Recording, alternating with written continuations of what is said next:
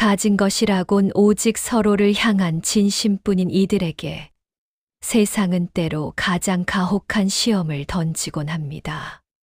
지독한 가난보다 무서운 권력의 횡포 앞에서 당신이라면 사랑하는 이를 지키기 위해 기꺼이 지옥의 문턱까지 발을 내디딜 수 있겠습니까? 조선의 한 산골 마을, 그곳에서 피어난 기이하고도 뜨거운 연정을 기록한 서가를 펼쳐봅니다. 가난하지만 그 누구보다도 서로를 아끼고 사랑했던 한 부부에게 닥쳐온 잔혹한 시련에 관한 기록입니다. 조선의 어느 한적하고 평화로운 산골 마을, 이곳에는 박선비와 그의 아내 옥녀가 살고 있었습니다. 박선비는 비록 과거 운이 따르지 않아 초야에 묻혀 지냈지만 꼿꼿한 선비의 기계와 다정함을 잃지 않았고, 옥녀는 그런 남편을 지극정성으로 섬기며 가난을 불평 한마디 없이 견뎌내고 있었지요. 그들은 서로를 깊이 사랑하며 모든 역경을 함께 이겨내는 모범적인 부부였어요. 그들의 소박하지만 진실된 행복은 마을 사람들에게도 큰 귀감이 되었습니다. 어느덧 해가 뉘엿뉘엿 저무는 저녁, 옥녀가 소박한 밥상을 들고 방으로 들어섰습니다. 서방님, 진지 드세요. 오늘은 강가에서 잡아온 작은 물고기를 굽고 산에서 뜯어온 싱싱한 나물도 좀 무쳤으니 어서 드세요. 박선비는 김이 모락모락 나는 밥상보다 그것을 차려온 아내의 거친 손등을 먼저 보았습니다. 가슴 한 구석이 아려왔지만 그는 짐짓 밝은 미소를 지으며 아내의 손을 따뜻하게 맞잡았습니다. 고맙소, 부인. 그대 덕분에 이 초라한 오두막도 궁궐 부럽지 않소. 그대의 정성이 세상 무엇보다 귀하지요. 이 비바람 새는 오두막도 내게는 충분하오. 그대의 정성 어린 밥상이 이 세상 그 어떤 진미보다 달구려. 옥녀의 얼굴에는 수줍은 홍조가 피어났습니다. 가난은 육신을 고단하게 했지만 남편의 따뜻한 말 한마디는 그녀에게 무엇보다 큰 위로가 되었습니다. 말씀이라도 고마워요, 서방님. 저에게는 서방님의 그 다정한 눈빛과 목소리가 제일 큰 재산인걸요. 저는 이것만으로도 충분히 부자랍니다. 내 언젠가 반드시 과거에 급제하여 그대에게 비단옷 한 벌해 입히고 맛있는 음식을 마음껏 대접하고 싶소. 이 못난 남편 만나 고생만 시키는 것 같아 늘 마음이 무겁소. 아니에요, 서방님. 저는 지금 이대로도 정말 행복해요. 그저 서방님과 함께 늙어갈 수만 있다면 어떤 고난이 닥쳐도 두렵지 않아요. 우리에겐 서로가 있잖아요. 우리의 사랑이 가장 큰 보물인 것을요. 두 사람은 깊어가는 밤, 작은 촛불 아래서 서로의 눈을 가만히 바라보며 변치 않을 맹세를 나눴습니다.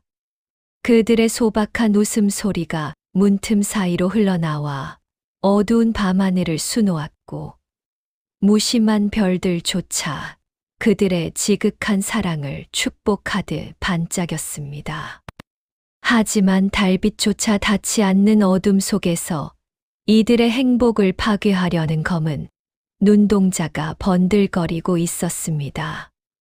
마을의 소문난 부호이자 원하는 것은 수단과 방법을 가리지 않고 손에 넣어야 직성이 풀리는 탐욕의 화신, 김영감이 나타난 것입니다.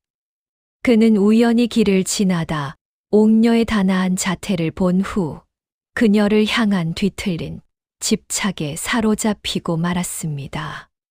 김영감은 옥녀를 자신의 첩으로 들일 계산을 세우며 권력과 재물을 미끼로 박선비를 올가맬 덫을 놓기 시작했습니다. 며칠 뒤 김영감은 거만한 걸음걸이로 박선비의 오두막을 찾아왔습니다. 박선비, 자네 형편을 보니 참으로 딱하구먼. 평생 글만 읽어서야 언제 저 고운 아내를 호강시켜 주겠나? 내가 자네에게 도움을 줄 수도 있네. 내 손을 잡는다면 자네가 원하는 부귀영화를 내 한순간에 쥐어줄 수도 있지. 박선비는 김영감의 눈 속에 숨겨진 비열한 욕망을 읽었습니다. 그는 한치의 흔들림 없이 고개를 저었습니다. 내감의 말씀은 사양하겠소이다. 저희 부부는 가난을 부끄러워하지 않으며 지금으로도 충분히 풍족합니다. 박선비의 단호한 거절에 김영감의 입가에 섬뜩한 경련이 일더니 이내 비릿한 미소가 번졌습니다. 그의 시선은 방 안쪽에서 고개를 숙이고 있는 옥녀의 모습에 고정되었습니다. 허허, 자존심이라. 그것이 밥을 먹여주지는 못할 텐데. 조만간 내 호의가 얼마나 절실해질지 알게 될 것이야. 젊은 양반이 배짱 한번 좋군. 하지만 자네의 그 얄팍한 자존심 때문에 저 아리따운 아내가 평생 흙먼지 구덩이에서 늙어가는 꼴이 불쌍치도 않은가. 내게 오면 비단 이불에 앉아 평생 편안하게 살 수 있을 텐데 말이야. 김영감의 목소리에는 비열한 음산함이 담겨 있었습니다. 옥녀를 향한 집착으로 번들거리는 그의 눈빛은 이미 이 부부의 운명을 벼랑 끝으로 몰아넣고 있었습니다. 박선비의 눈매가 파르르 떨리며 억눌러 왔던 분노가 터져 나왔습니다. 무슨 망발을 하시는 게요? 제 아내는 제 목숨과도 같은 존재요. 내감의 그 더러운 재물 따위와는 감히 바꿀 수도 비교할 수도 없는 귀한 사람이란 말이오. 박선비의 목소리는 사냐를 울릴 만큼 서슬퍼랬고 그의 주먹이 저절로 꽉 쥐어졌습니다. 김영감은 눈 하나 깜짝하지 않고 비열한 미소를 지었습니다. 그럼 내기를 하나 하지. 딱 닷새네. 닷새 안에 자네가 보물을 내 앞에 가져온다면 내 2번 다시 자네 부부를 괴롭히지 않고 물러가겠네. 허나 그러지 못한다면 자네 아내는 제 발로 내 집 문턱을 넘어야 할 걸세. 닷새 안에 보물이라니. 대감, 이건 말도 안 되는 억지 부리기요. 이 가난한 선비가 재물이 어디 있다고 보물을 구할 수 있단 말이오. 선택은 자네에게 달렸네, 박선비. 목숨보다 귀하다면 그만한 대가를 치러야 하지 않겠나? 닷새 후에 보세. 그때 자네 손에 무엇이 들려 있을지 아주 기대가 되는구먼. 김영감은 승리를 확신하는 포식자의 웃음을 남긴 채 유유히 사라졌습니다. 홀로 남겨진 박선비는 주저앉아 절규했습니다. 닷새. 피를 말리는 그 짧은 시간 안에 보물을 찾아오지 못하면 사랑하는 옥녀를 빼앗기게 될 절망적인 상황에 놓인 것이었어요. 박선비는 가슴을 쥐어뜯으며 절규했습니다. 김영감이 떠나고 박선비는 한동안 넋이 나간 채 자리를 뜨지 못했습니다. 아내를 잃게 될지도 모른다는 끔찍한 공포가 그의 심장을 찢는 듯 했습니다. 지독한 침묵 속에 집으로 돌아가는 발걸음은 마치 도살장으로 끌려가는 짐승처럼 무거웠습니다. 마당에서 남편을 기다리던 옥녀는 먼 발치에서 보이는 남편의 초췌한 몰골을 보자마자 심장이 내려앉는 듯한 불길함을 느꼈습니다. 서방님, 대체 무슨 일이세요? 어찌하여 안색이 이토록 창백하고 손을 떠시는 겁니까? 옥녀야, 김영감이 그 악마 같은 자가 너를. 박선비는 차마 뒷말을 맺지 못하고 통곡했습니다. 굵은 눈물이 그의 야윈 뺨을 타고 흘러내렸습니다. 옥녀는 떨리는 가슴을 진정시키며 남편의 거친 손을 두 손으로 감싸 쥐고 조용히 그를 다독였습니다. 그 자가 닷새 안에 보물을 가져오면 너를 탐하지 않겠다고 내 길을 걸었어. 만약 그러지 못하면 너를 제 집으로 데려가겠다고. 옥녀의 얼굴에서 핏기가 가셨지만 그녀는 오히려 강인한 눈빛으로 남편을 위로했습니다. 어찌 사람이 그토록 불의한 요구를 한단 말입니까? 서방님, 저 같은 계집 때문에 귀한 서방님의 목숨을 걸지 마세요. 제가 없더라도 서방님만 무사하시다면 저는. 그게 무슨 소리냐? 너 없는 삶은 내게 아무 의미도 없어. 내 숨이 붙어 있는 한 하늘이 두 쪽 나도 너를 지킬 것이다. 반드시. 박선비는 슬픔을 넘어선 결연한 의지가 담긴 눈빛으로 옥녀를 바라봤습니다. 그는 문득 예전 마을 노인들이 했던 전설을 떠올렸습니다. 마을 뒤편 사람의 발길이 닿지 않는 험준한 산속 깊은 곳에 간절히 원하는 자에게만 모습을 드러내는 기이한 보물이 숨겨져 있다는 소문이었지요. 지푸라기라도 잡는 심정으로 그는 보찜을 챙겨 그 험준한 산속을 향해 발걸음을 옮겼습니다. 아내를 지키겠다는 일념 하나가 그의 유일한 등불이었습니다. 닷새라는 시간은 야속하게도 화살처럼 흘러갔습니다.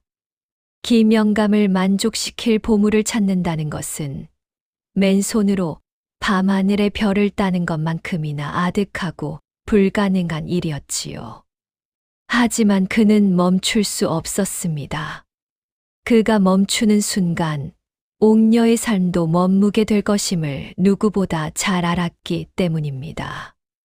그는 짐승조차 다니지 않는 산속을 헤매며 이끼 낀 바위 틈을 손톱이 빠지도록 파헤치고 동굴과 마른 계곡 바닥까지 샅샅이 뒤졌습니다. 그러나 산은 냉혹했습니다. 흔한 동전 한 입 보이지 않았습니다. 해가 저물고 칠흑 같은 밤이 찾아와도 산귀신처럼 숲을 헤맸습니다. 희망은 서서히 독이 든 절망으로 변해갔습니다. 밤하늘에 반짝이는 별들이 모습을 드러낼 때마다 그의 가슴 속에서는 뜨거운 눈물이 강물처럼 흘러내렸습니다. 옥녀야, 내가 과연 너를 지킬 수 있을까? 이대로는 아무것도 찾지 못할 것 같구나. 그의 목소리는 이미 쉰 소리가 섞여 깊은 좌절감에 짓눌려 있었습니다. 설이 맞은 차가운 바위에 몸을 기댄 채 밤이 새도록 뜬 눈으로 어둠을 지켰습니다. 그렇게 첫째 날, 둘째 날 밤이 심장을 깎아내는 고통과 함께 깊어만 갔습니다. 사흘째 되던 날, 박선비는 이미 기력이 다해 송장과 다름없는 상태가 되었습니다. 며칠을 먹지도 마시지도 못한 채 오직 옥녀를 지키겠다는 그 일념 하나가 꺼져가는 등불처럼 아슬아슬하게 그의 생명을 지탱하고 있었지요. 그의 눈은 퀭하게 들어가 초점이 흐릿했고 입술은 가뭄든 논바닥처럼 갈라져 피딱지가 앉아 있었습니다. 옥녀야, 옥녀야, 내가 너를 볼 면목이 없구나. 공허하게 메아리치는 그의 목소리만이 텅 빈 숲을 가득 채웠습니다. 길을 잃은 박선비는 방향 감각조차 상실했습니다. 지독한 절망의 미궁 속에서 그는 무언가에 홀린 듯 비틀거리며 헛것을 보기 시작했습니다. 안개 사이로 아련하게 웃고 있는 옥녀의 얼굴이 아른거렸습니다. 서방님, 포기하지 마세요. 제발 힘을 내세요. 아니다. 내가 정령할 수 있는 것이 아무것도 없구나. 미안하다. 옥녀야. 이리 무력하게 무너지는 나를 용서하지 마라. 박선비는 자신의 무능함에 진저리를 치며 치를 떨었습니다. 천하를 호령하는 글귀를 읽었으면 무엇하고 성현의 도를 닦았으면 무엇합니까? 정작 가장 사랑하는 여인 하나 지키지 못하는 처지가 가련해 그는 짐승처럼 울부짖었습니다. 아무것도 할 수 없다는 깊은 절망감이 거센 파도처럼 그를 집어삼키고 있었습니다. 날카롭고 차가운 밤바람이 칼날처럼 박선비의 뺨을 스치고 지나갔습니다. 육신의 고통은 이미 감각을 넘어섰고 정신마저 짙은 안개 속으로 침잠하듯 아득해졌습니다.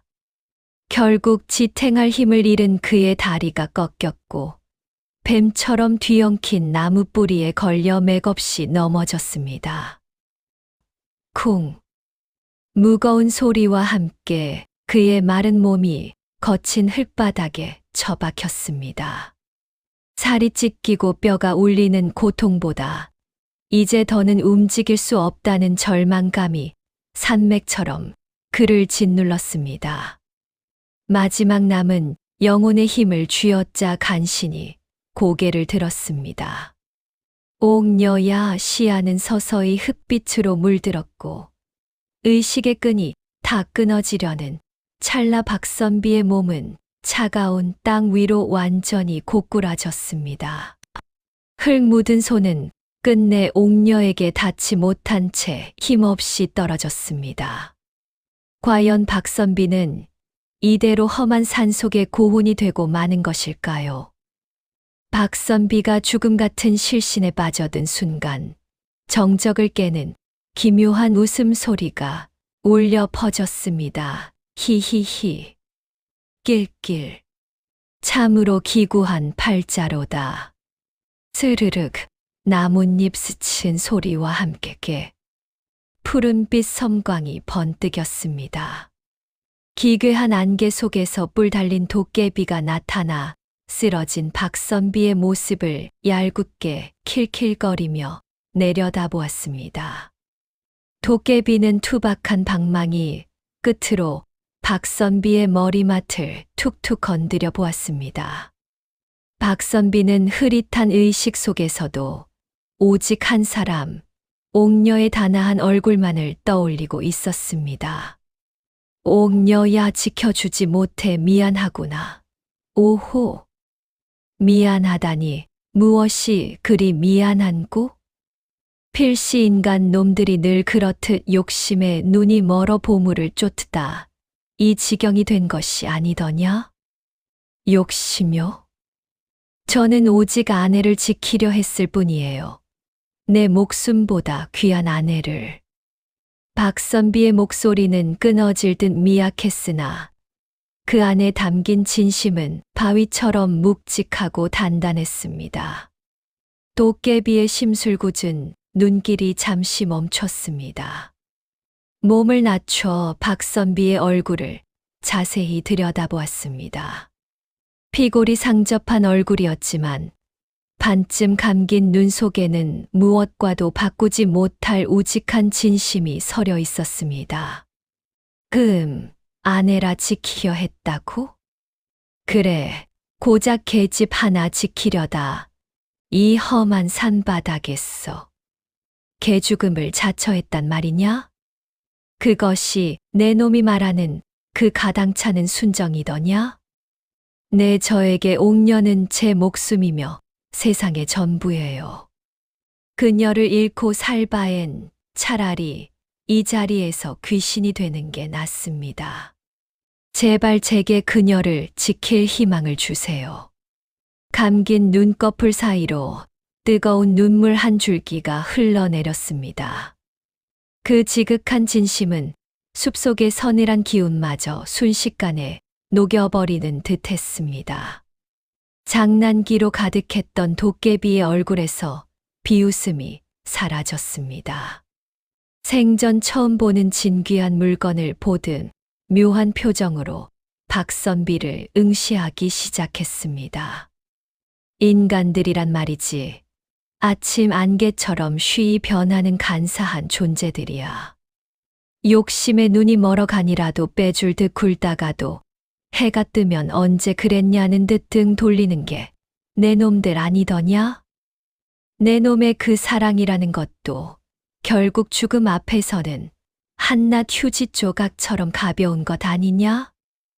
아니요, 저는 제 마음을 속이지 않습니다. 옥녀를 향한 제 사랑은 저 밤하늘의 북극성처럼 한치의 흔들림도 없을 것입니다. 저를 믿어주세요.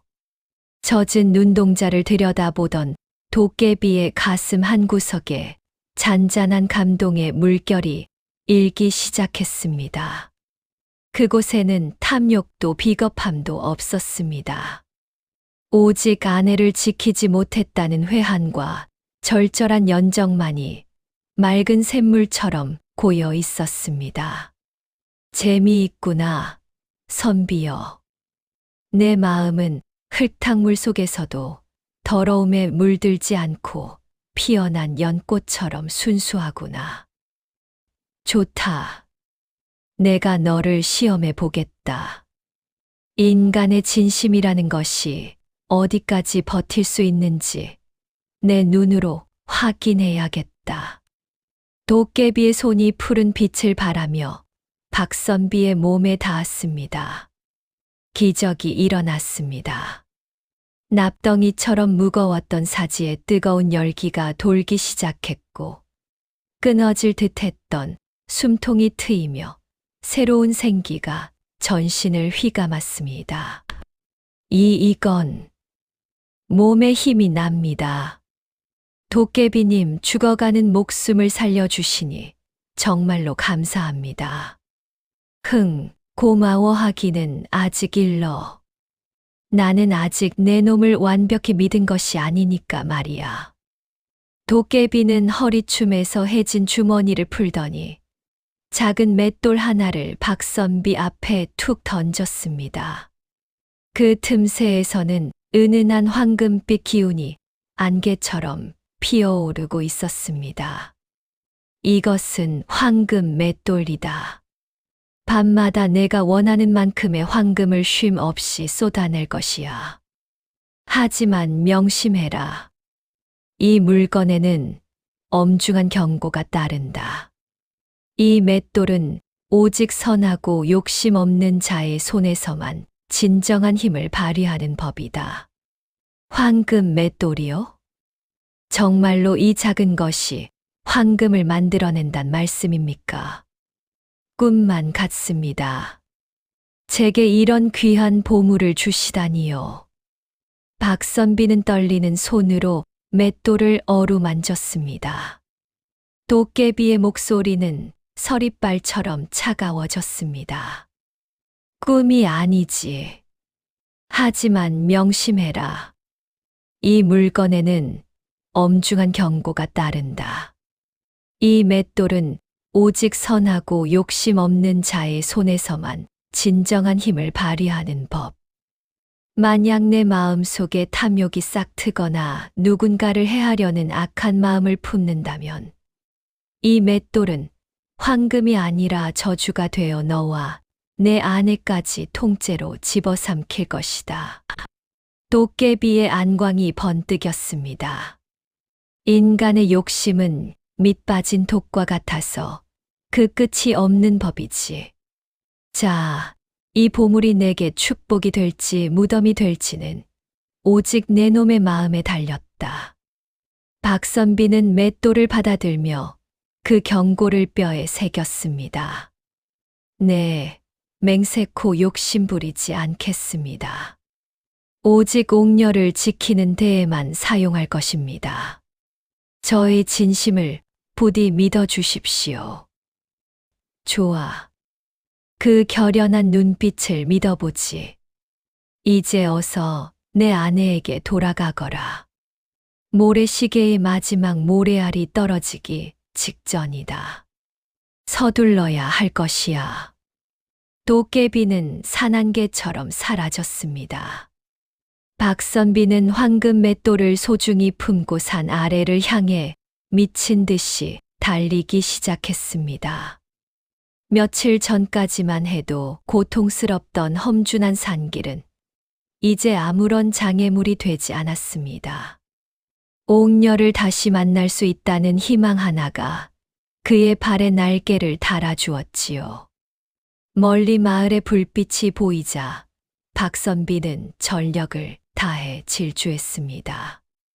드디어 익숙한 살인문에 다다랐을 때 정적을 깨고 들려오는 불길한 소리에 심장이 터질 듯 조여왔습니다. 문을 박차고 방 안으로 뛰어 들어가자 땀과 흙으로 얼룩진 남편을 발견한 옥녀가 주저앉아 눈물을 터뜨렸습니다. 서방님, 아, 살아계셨군요. 무사히 돌아오셨군요. 박선비는 아내를 거칠게 끌어안으며 다독였습니다. 그러나 감격은 오래가지 못했습니다. 쿵, 쿵. 거친 발소리와 함께 방문이 활짝 열렸습니다. 김영감이 무례배들을 거느리고 섬뜩한 미소를 지으며 들이닥친 것입니다. 흠. 쥐새끼처럼 산으로 도망친 줄 알았더니 결국 제 발로 무덤을 찾아왔구나. 약속한 닷새가 되었으니 이제 그 고운 임자를 내놓아야 할 것이야. 김영감, 내 이놈, 옥녀에게 한 발짝이라도 다가선다면 내 목숨을 걸고 가만두지 않을 것이다. 박선비는 옥녀를 등 뒤로 숨기며 김영감을 무섭게 노려보았습니다. 소는 품속에 숨긴 황금 맷돌을 부서질 듯 움켜쥐고 있었습니다.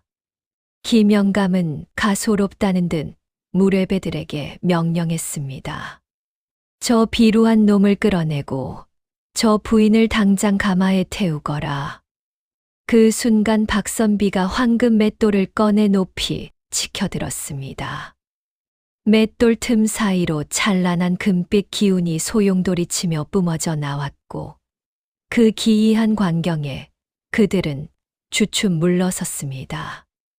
김영감, 내게는 산신의 축복을 받은 이 맷돌이 있소.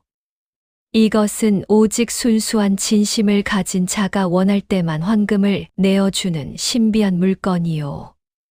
옥녀를 제물로 삼으려는 내 놈의 탐욕스러운 소원을 이 맷돌 앞에 고해보겠소.